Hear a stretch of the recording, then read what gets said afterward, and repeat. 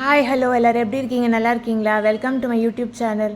So இன்றைக்கி என்ன video அப்படின்னு பார்த்தீங்கன்னா, நம்ம வந்து பைமோட்டில் பர்ச்சேஸ் பண்ணியிருப்போம், எஜுகேஸில் பர்ச்சேஸ் பண்ணியிருப்போம். ஸோ அவங்க வந்து கம்பல்சரி அவங்களுடைய ஃபீட்பேக்கை கொடுக்கணும் அப்படின்றதுனால நம்மளுடைய வெல்கம் பேஜில் வந்து ஒரு ஆப்ஷன் ஷோ ஆகிருக்கும். ஸோ அதை நீங்கள் வந்து கிளிக் பண்ணி அதை நீங்கள் கம்பல்சரி பண்ணிவிடுங்க. நாளைக்கு வரைக்கும் தான் இருக்கும்.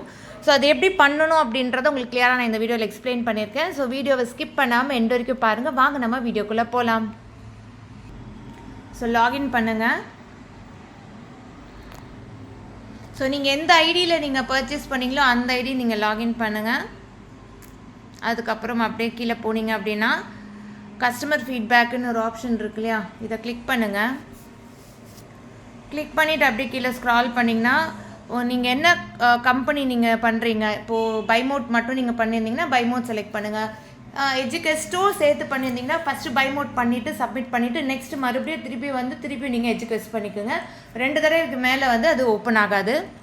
ஸோ நான் ஃபஸ்ட்டு பைமோட் கொடுத்துட்றேன், ரேட்டிங்ஸ் கொடுத்துட்றேன். அது உங்களுடைய ஓன் சாய்ஸ் தான். நீங்கள் உங்களுக்கு எப்படி ரிசீவ் ஆச்சு, உங்களுக்கு அது எப்படி ஃபீட்பேக் கொடுக்கணும்னு நினைக்கிறீங்களோ அதை கொடுங்க. எனக்கு வந்து இது ஃபுல் அண்ட் ஃபுல் சாட்டிஸ்ஃபைட், நான் 5 கொடுக்குறேன்.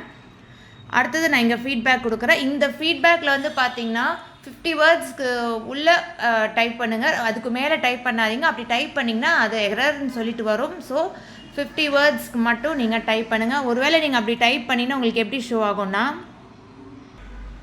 ஸோ 50 வேர்ட்ஸ்க்கு மேலே நீங்கள் டைப் பண்ணிங்கன்னா இந்த மாதிரி உங்களுக்கு ஷோ ஆகும். அதனால் 50 வேர்ட்ஸ்க்குள்ளே நீங்கள் டைப் பண்ணுங்கள், ஷார்ட்டாக முடிச்சுருங்க. ஸோ நீங்கள் ஜஸ்ட் கவுண்ட் பண்ணி பார்த்துக்குங்க.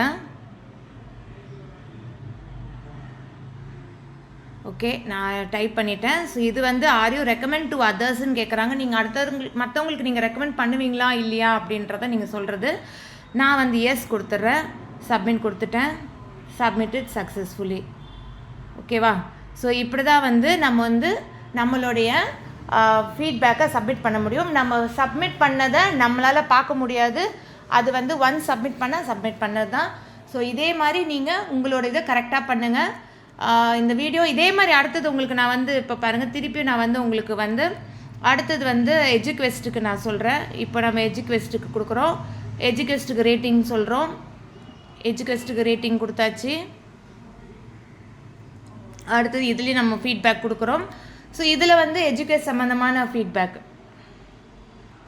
ஸோ இதுவும் நம்ம பண்ணியாச்சு. இப்போ அடுத்தது வந்து பார்த்திங்கன்னா எஸ் ஆர் நோ கொடுக்க சொல்லுவாங்க. எஸ் கொடுத்துட்டேன்.